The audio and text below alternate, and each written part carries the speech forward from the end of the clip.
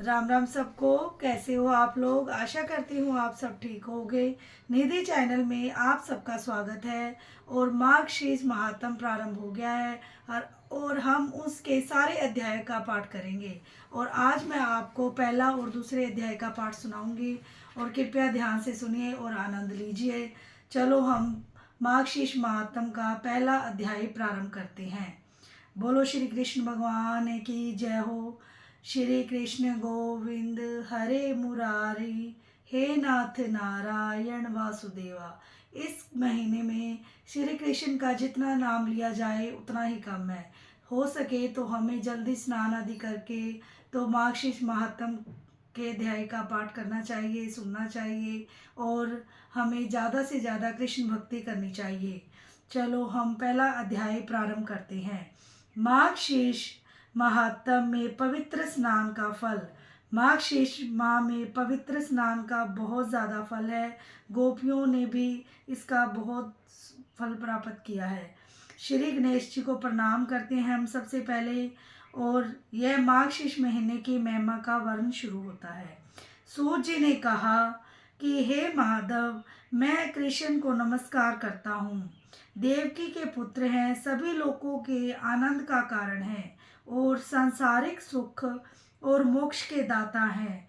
और जो अपने भक्तों से प्रेम करते हैं, अपने पूर्वज राम की पत्नी, देवों के स्वामी, जो श्वेत द्वीप में आराम से बैठे थे, को प्रणाम करने के बाद चतुर्मुखी भगवान ने उन्हें इस प्रकार पूछा।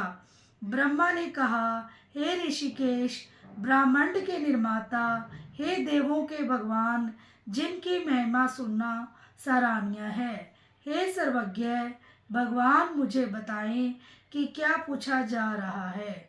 पूर्व में आपके द्वारा यह घोषणा की गई थी, महीनों में मैं मार्गशीर्ष हूँ और मैं उस मास का महत्व संक्षेप में जानना चाहता हूँ। उस माह का स्वामी कौन है? उपहार में क्या देना है? पवित्र स्नान कैसे किया जाता है? इसकी प्रक्रिया क्या है? उस अवसर पर पुरुषों को क्या करना चाहिए? हे राम भगवान, क्या खाना चाहिए? क्या बोलना चाहिए? पूजा, ध्यान, मंत्र आदि के द्वारा कौन से संस्कार किए जाने चाहिए? हे अच्युत, मुझसे सब कुछ कहो। हे श्री कृष्ण भगवान ने कहा, हे ब्रह्मा, समस्त लोकों के दाता, आपने अच्छी तरह पूछा।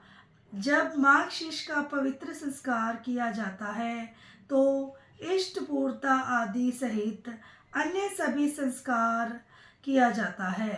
हे पुत्र, यदि मार्गशीर्ष में कोई भी पवित्र अनुष्ठान किया जाता है तो व्यक्ति को वह पुण्य प्राप्त होता है जो सभी तीर्थों में स्नान करने और सभी यज्ञों को करने में प्राप्त होता है। हे पुत्र, मार्गशीर्ष के महात्म को सुनने से वह लाभ प्राप्त होता है जो मनुष्य तुला पुरुष आदि के दान से प्राप्त करता है। मैं कभी भी मनुष्यों द्वारा यज्ञ, वेदों के अध्ययन, दान आदि से, सभी तीर्थों में स्नान करने से, त्याग से या योग के माध्यम से नहीं जीता जा सकता हूँ। अन्य महीनों में मैं पवित्र स्नान, दान, पूजा, ध्यान, मौन व्रत, जप और अन्य चीज़ों से मार्गशीर्ष महीने की तरह आसानी से नहीं की जीता जाता। एक रहस्य उजागर हो गया है, यह सोचकर कि यह मुझे प्राप्त करने का साधन है। देवताओं ने अन्य धर्मों आदि की रचना की है और इस प्रकार मार्गशीर्ष को स्वर्ग के निवासियों द्वारा, देवताओं द्वारा एक अच्छी तरह से संरक्षित रहस्य बना दिया गया है। मार्गशीर्ष वह महीना है जो मुझे प्राप्त करने के लिए अनुकूल है। इसमें अवश्य ही उन पुण्य कर्म वाले लोगों द्वारा पवित्र अनुष्ठान किया जाना चाहिए जो मेरे प्रति समर्पित हैं। हे प्रिय, माघ महीने में जब सूर्य मकर राशि में होता है तो मनुष्य को वह लाभ मिलता है जो 8 महीनों में प्राप्त होता है। वैशाख माह में 100 गुना माघ का पुण्य प्राप्त होता है। सूर्य के तुला राशि में होने पर 1000 गुना पुण्य प्राप्त होता है। सूर्य वृश्चिक राशि में हो तो करोड़ गुना पुण्य प्राप्त होता है। इसलिए माघ शीर्ष सभी से श्रेष्ठ है। इसीलिए मैं हमें हमेशा पसंद करता हूँ।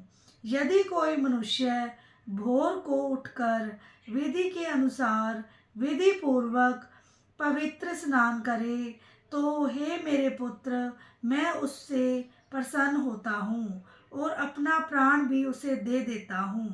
इस संबंध में वे निम्नलिखित किस्सा उद्धृत करते हैं। हे पुत्र सुनो, नंदा चरवाहा एक महान आत्मा थी जो पृथ्वी पर बहुत प्रसिद्ध हुई। उसकी गोकुल नामक बस्ती में हजारों ग्वाले थे। हे निष्पाप, उनका मन पहले मेरे स्वरूप में आसक्त हो गया था। मैंने उन्हें माघ शीर्ष महीने में पवित्र स्नान करने का विचार दिया। इसके बाद सुबह उनके द्वारा विधिवत पवित्र स्नान किया गया, पूजा अर्चना की गई, हविष्य चावल का उन्होंने सेवन किया और उन्हें प्रणाम किया। जब इस प्रक्रिया का पालन किया गया तो मैं प्रसन्न हो गया। सचमुच ऐसा करने से मैं प्रसन्न होकर उन्हें वरदान दिया। मैंने मेरा अपना स्वतः उन्हें मेरे द्वारा प्रदान किया गया था। इसीलिए पुरुषों द्वारा निषेधाज्ञा के अनुसार किया जाना चाहिए। ये था मार्गशीर्ष महात्म का पहला अध्याय। तो अब हम मार्गशीर्ष महात्म का दूसरे अध्याय का पाठ प्रारंभ करते हैं। ब्रह्मा जी ने कहा, आपके द्वारा कहा गया है कि विधि पूर्वक किया गया मार्गशीर्ष आपको प्राप्त करने में सहायक होता है। हे देवों के देव, इसकी क्या प्रक्रिया है? हे केशव, मुझे सब कुछ बताओ। श्री भगवान ने कहा, भक्त को रात के अंत में उठाना चाहिए और मुंह धोना, दांत धोना आदि दैनिक कार्यों को विधिवत करना चाहिए। फिर उसे अपने गुरु को प्रणाम करना चाहिए और बिना किसी शिथिलता के मुझे याद करना चाहिए। यानी कि एकाग्र होकर हमें भगवान को याद करना चाहिए। उसे अपनी वाणी पर संयम रखना चाहिए और पवित्र रहना चाहिए। फिर उसे मेरे सहस्त्र नामों का पाठ करके भक्ति पूर्वक मेरी महिमा करनी चाहिए। उसे विधिवत मल मूत्र त्यागने के लिए गांव से बाहर जाना चाहिए। निर्धारित तरीके से अंगों को साफ करने के बाद उसे आचमन करना चाहिए। दांत साफ करके विधि पूर्वक स्नान करना चाहिए। फिर उसे तुलसी के पौधे के नीचे से कुछ मिट्टी और उसकी कुछ पत्तियां लेनी चाहिए। पत्ते तोड़ते समय उसे मूल मंत्र का उच्चारण करना चाहिए।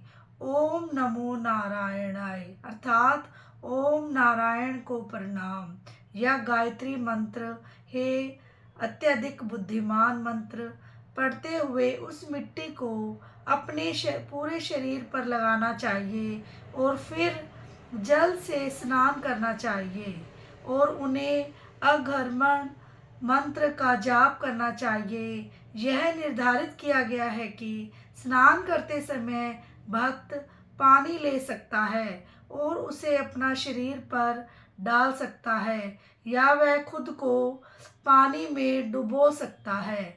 मंत्रों से परिचित विद्वान भक्त को निम्नलिखित मंत्र द्वारा जल को तीर्थ बनाना चाहिए।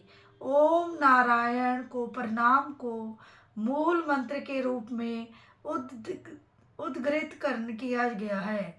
बहुत पवित्रता के साथ उसे सबसे पहले आचमन का अनुष्ठान करना चाहिए और फिर दरबा घास को अपने हाथ में लेना चाहिए। चतुर व्यक्ति को उसके चारों ओर चार चार हस्तों के भुजाओं वाला एक वर्ग बनाना चाहिए और फिर इन मंत्रों के द्वारा गंगा का आह्वान करना चाहिए। हे जाह्नवी, तुम विष्णु के चरणों से पैदा हुई हो। आप एक वैष्णवी हैं। विष्णु आपके देवता हैं। जन्म से मृत्यु तक किए गए पापों से हमें बचाएं। वायु ने कहा है कि आकाश, पृथ्वी और स्वर्ग में 35 करोड़ तीर्थ हैं। हे जाह्नवी, ये सब आप में विद्यमान हैं। देवों में आपके नाम नंदिनी, नलिनी, दक्षपुत्री और विहंगा है। योगिनियों के लिए आप विश्वागा हैं। आप विद्याधारी, सुप्रसन्नता, लोक प्रदायिनी, क्षेम, शांता और शांति प्रदायिनी है। स्नान के समय सदैव इन सभी नामों का जाप करना चाहिए। 3 धाराओं में बहने वाली गंगा वहाँ सदैव विद्यमान रहेगी। मंत्रों को 7 बार दोहराया जाएगा।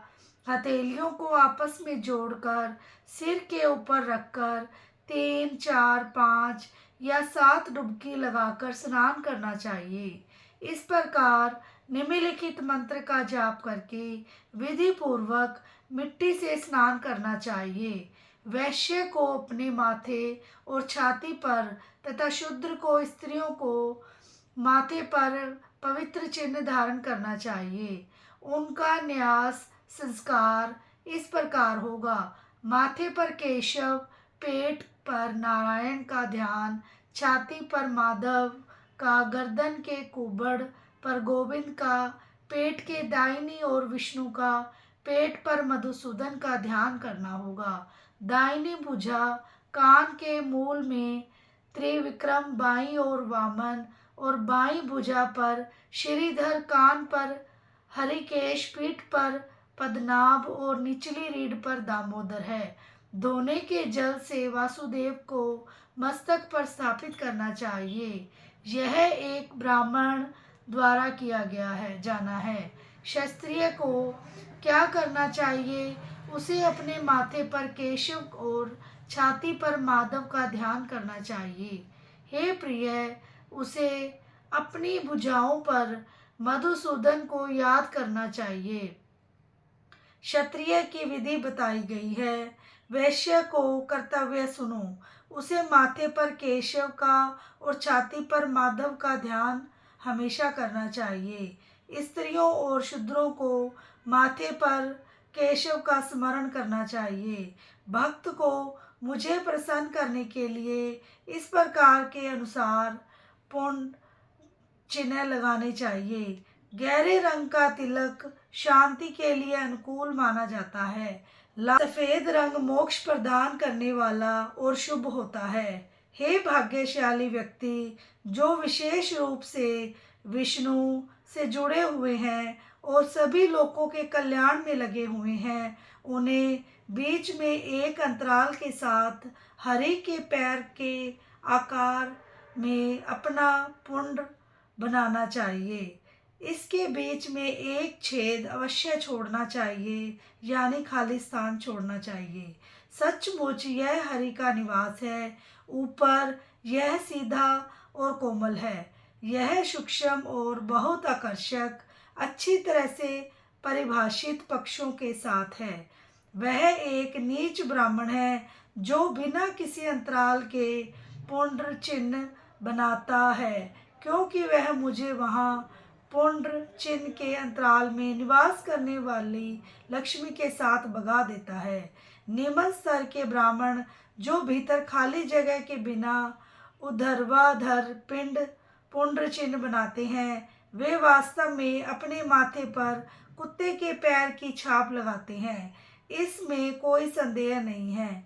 अतः हरि के साथ सालोक्य की प्राप्ति के लिए ब्राह्मण को हमेशा बीच में एक अंतराल वाला पुंड्र रखना चाहिए। भीतर बड़े अंतराल वाला पुंड्र चिन्ह बहुत शुभ होता है। यह था मार्गशीर्ष महात्म का दूसरा अध्याय। और आशा करती हूँ आपको मेरे दोनों अध्याय पसंद आए होंगे। और मुझसे कोई गलती हो तो मुझे क्षमा करना, और वीडियो को अंत तक देखना, और चैनल को लाइक सब्सक्राइब करे बिना ना भूलना। और अगर आपको अच्छा लगे तो एक शेयर ज़रूर करना। और मिलते हैं हम ऐसे ही नए अध्याय के साथ और नई नई जानकारी के साथ। तो आप देखते रहिए निधि चैनल। जय श्री श्याम, राधे राधे।